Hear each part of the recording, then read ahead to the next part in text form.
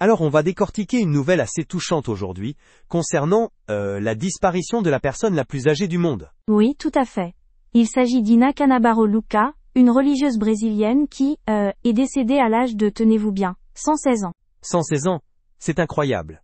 Et elle était religieuse, vous dites? Exactement. Elle était surnommée Sœur Ina. D'après le groupe de recherche en gérontologie, elle serait née en 1908, même si, paraît-il, elle-même évoquait une autre date.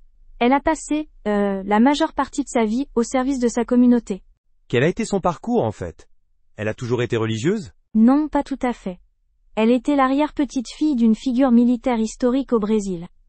Elle a d'abord étudié en pensionnat, puis elle s'est installée en Uruguay, où elle est devenue religieuse.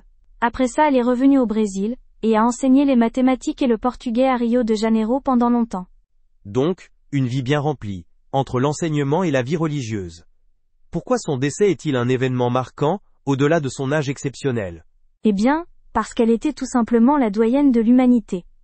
Son décès, annoncé le 30 avril, met fin à ce record. Et puis, elle était la deuxième religieuse la plus âgée de l'histoire, juste derrière la française Sœur Andrée, décédée à 118 ans. Ah oui, Sœur Andrée, on se souvient d'elle.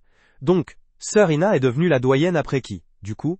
Elle a succédé à une japonaise nommée Tomiko Ituka. C'est assez rare d'atteindre cet âge, dépasser 115 ans, et encore plus rare d'être la personne la plus âgée au monde. Elle fait partie de ce cercle très restreint de super-centenaires. Et comment a été accueillie la nouvelle de son décès? La communauté religieuse, au Brésil et ailleurs, a rendu hommage à sa mémoire. On souligne son engagement, sa foi profonde et, bien sûr, sa longévité hors du commun.